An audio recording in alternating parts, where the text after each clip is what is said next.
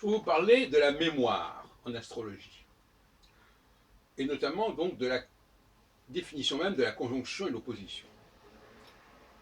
La conjonction, pour moi, c'est le retour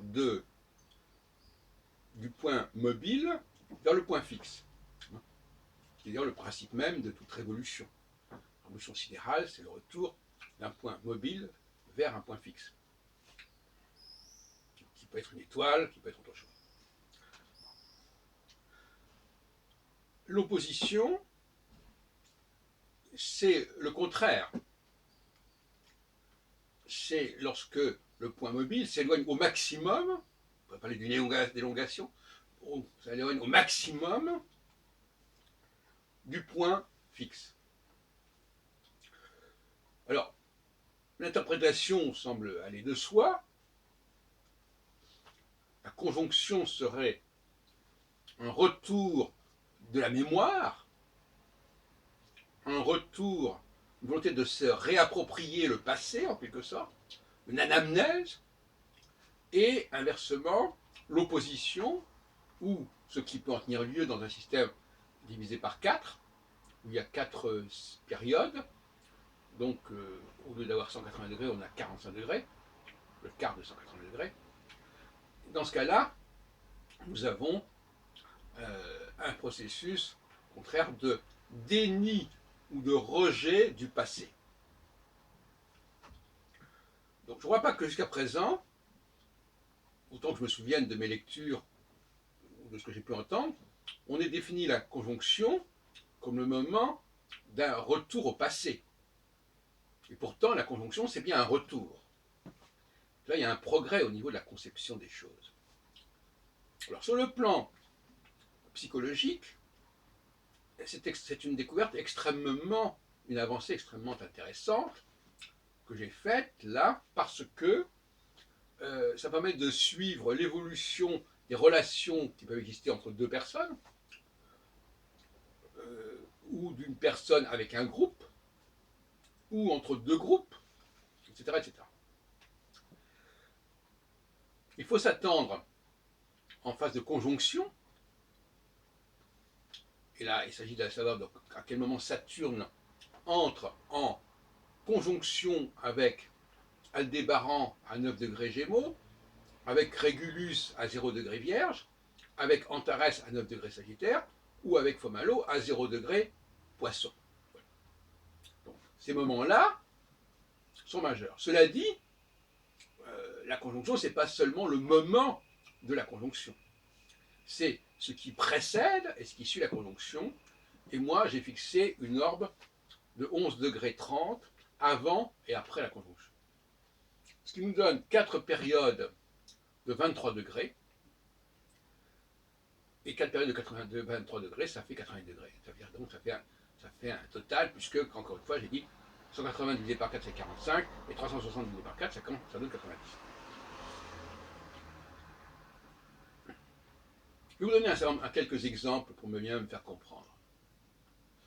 Imaginons que vous soyez en relation, qu'un homme et une femme soient en relation, vivent des choses en commun, et que l'on se rapproche d'une phase de conjonction, qui commence donc, comme j'ai dit, 11 degrés 30 avant la conjonction elle-même.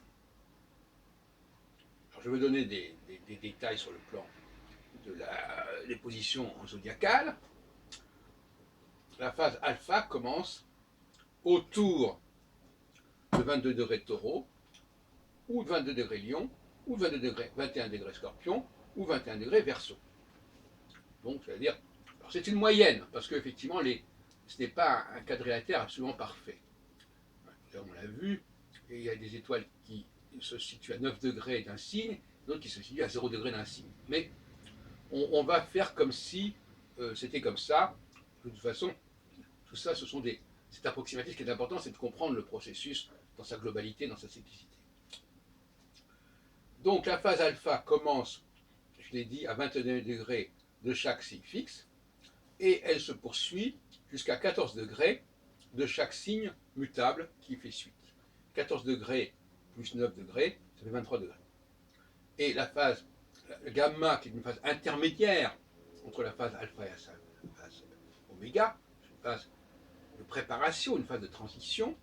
La phase oméga suivra à 7 degrés cancer, 7 degrés balance, 7 degrés capricorne, 7 degrés bélier.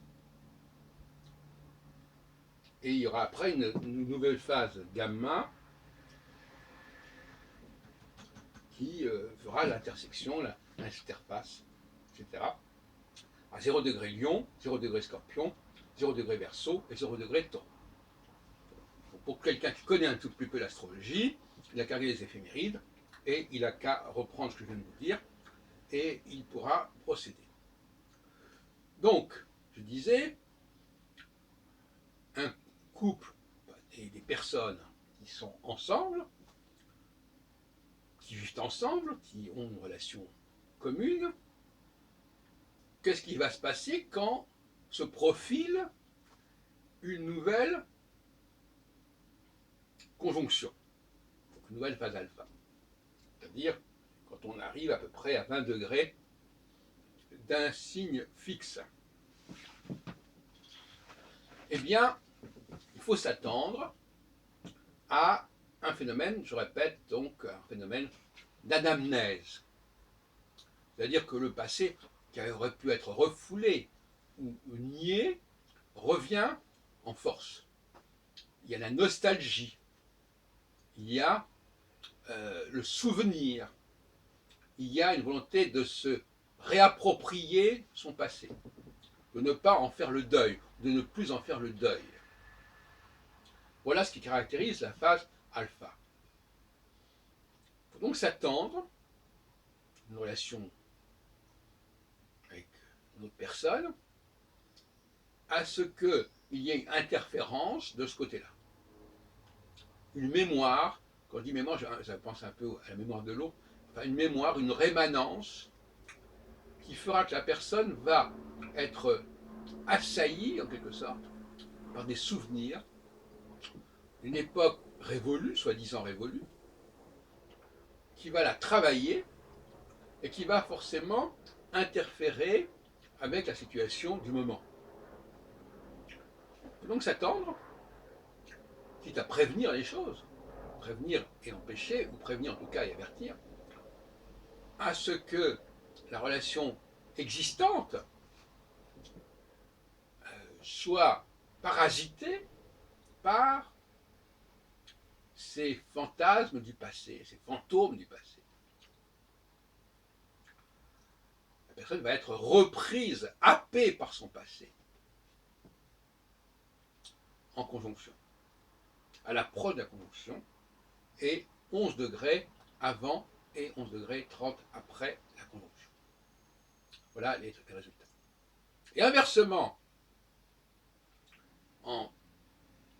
lorsque la phase oméga se profile, donc autour de 7 degrés cancer, balance, capricorne ou bélier, et bien là, le phénomène inverse risque fort de se produire, c'est-à-dire que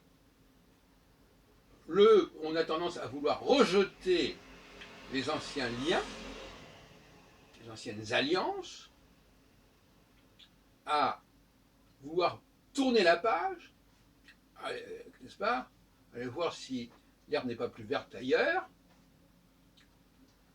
quitte à laisser la proie pour l'ombre. Et donc là, effectivement, le danger est inverse. Il s'agit de la fascination pour ce qui est nouveau.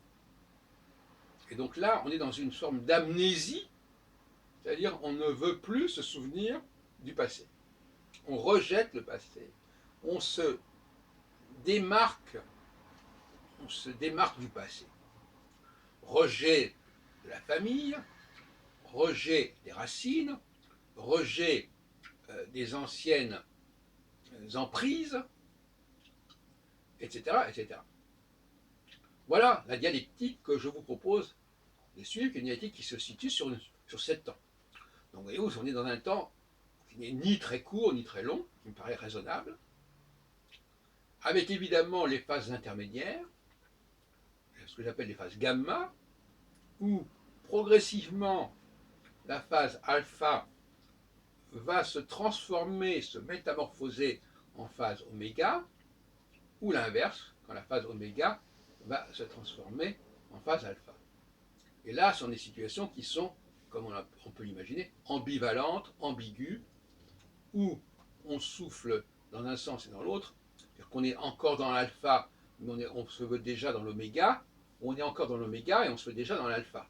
On est aspiré par l'alpha, aspiré par... Donc il y a une d'aspiration qui complique les choses. Alors je crois qu'on pourrait parler d'une chronothérapie, parce que ce qui manque le plus cruellement aux thérapies existantes, y compris la psychanalyse d'ailleurs, c'est la modélisation du temps. C'est un point aveugle. Et là, ça permet non seulement pour le futur, mais pour le passé, de réinvestir et de redécouvrir le passé sur 15 ans, 20 ans, peu importe, autant de 6 de 7 ans, et de mettre le doigt sur des périodes sensibles, soit de type alpha, soit de type oméga. Parce qu'on peut très bien ne plus s'en souvenir, et donc il faudra travailler sur ces périodes-là. Il peut y avoir des choses qui ont échappé, des tentatives dont on ne se souvient plus, que ce soit des tentatives qu'on ait soi-même engagées ou que d'autres aient engagées à notre égard. Bon. Donc il y a un travail d'anamnèse qui est nécessaire, de toute façon, et il est important de pouvoir focaliser le travail sur une période donnée de temps. Donc là, on voit qu'il y a une passerelle entre cette astrologie qui regarde les positions des astres, mais certaines positions, celles qu'a retenu le baromètre astrologique, et les métiers de thérapie qui doivent fouiller dans le passé pour faire apparaître des traumatismes, des chocs psychologiques, des crises.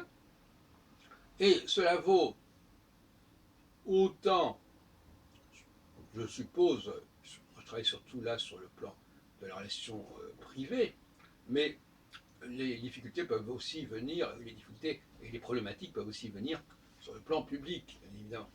La question qui se pose aussi, c'est de savoir si ces questionnements émanent des hommes ou des femmes. Il n'est pas certain que ce soit symétrique. Mais sur ce point, je resterai dans l'attente, mais je suppose quand même, je lance une piste de recherche, que ce sont les femmes qui sont déclenchées par ce phénomène. Et qui, par ricochet, vont déclencher quelque chose chez les hommes. C'est-à-dire que c'est la femme oubliée qui revient, ou c'est la femme qui ne veut plus être embarrassée par ses souvenirs, par ses anciennes affaires, et de toute façon, par ricochet, ça joue sur les hommes. Mais c'est une piste de recherche. Donc, retenons la chose suivante, n'est-ce pas? Le baromètre astrologique nous parle de notre rapport au temps, ce qui est la moindre des choses pour une discipline qui est consacrée à la sexologie, à la sexicité et donc au temps.